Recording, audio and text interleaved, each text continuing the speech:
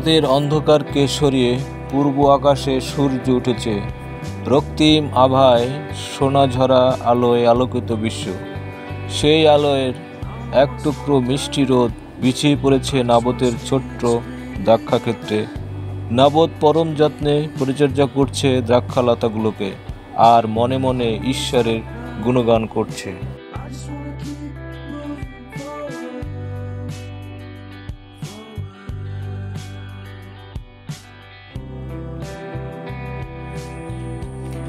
সকালবেলা রাজা রাজবাড়ির বারান্দায় পায়চারি করতে করতে দেখছে নাবতের ছোট্ট দ্রাক্ষাক্ষেত্রটি, আর মনে মনে ভাবছে, আমি যদি এই দ্রাক্ষাক্ষেত্রটি পাই তাহলে খুব সুন্দর একটা সবজির বাগান বানাবো।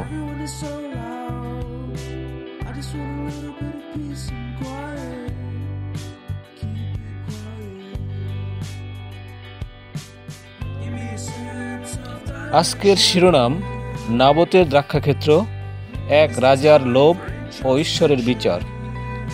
আজকের এই ভিডিওতে আমরা দেখব একটি করুণ কিন্তু শক্তিশালী ঘটনা, নাবতের দ্রাক্ষাক্ষেত্রের কাহিনী।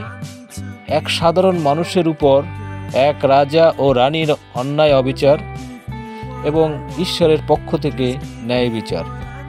পবিত্র বাইবেলে প্রথম রাজাবলী 21 অধ্যায় 1 থেকে 22 পদে এই কাহিনীটি রয়েছে।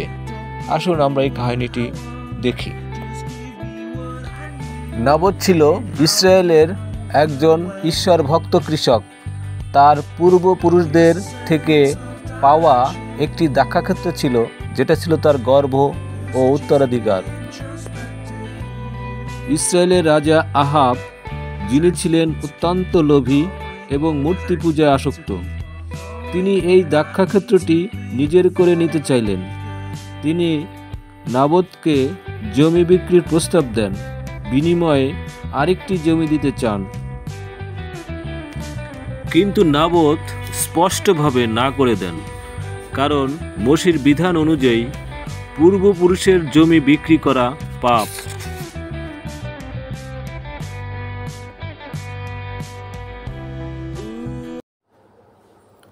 রাজা আহাব মুখ ভার করে শুয়ে থাকলেন, কিছু খেলেন না।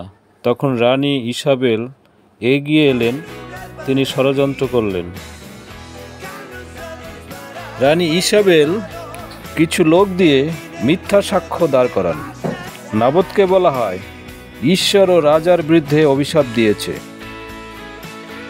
নাবতকে শহরের বাইরে নিয়ে গিয়ে পাথর ছুঁড়ে হত্যা করা হয় এবং দ্রাক্ষাক্ষেত্র দখল করে নেয় রাজা আহাব। কিন্তু ঈশ্বর চুপ ছিলেন না। প্রভু তার ভাববাদী এলিওকে পাঠালেন রাজা আহাবের কাছে। ভাববাদী এলিও বললেন, যেখানে কুকুরেরা নাবতের রক্ত চেটেছে, সেখানেই কুকুরেরা তোমার রক্ত চাটবে। রাজা আহাব ভয় পেলেন, কিছুটা অনুতপ্ত হলেন, তবে ঈশ্বর বিচার দিন পর্যন্ত অপেক্ষা করলেন। রাজা আহাবের রাজবংশ ধ্বংস হয় এবং ঈশ্বরের বাক্য পূর্ণ হয়। এই ঘটনা আমাদের শেখায়, লোভ ও মিথ্যাচার শেষ পর্যন্ত ধ্বংস ডেকে আনে। ঈশ্বর ন্যায়পরায়ণ এবং নিরীহদের রক্ষা করেন। সত্য চিরকাল টিকে থাকে। আপনি কি কখনো অন্যায়ের শিকার হয়েছেন? মনে রাখবেন, ঈশ্বর চুপ থাকেন না, তাঁর সময়ে তিনি ন্যায় ফিরিয়ে দেন। যদি আপনি এই ভিডিও থেকে আশীর্বাদ পেয়ে থাকেন, তাহলে একটি লাইক দিন, কমেন্টে আপনার মতামত জানান এবং চ্যানেলটি সাবস্ক্রাইব করুন, যেন আপনি আরও বাইবেলের শিক্ষামূলক ভিডিও দেখতে পারেন। আমেন। ঈশ্বর আপনাকে আশীর্বাদ করুন।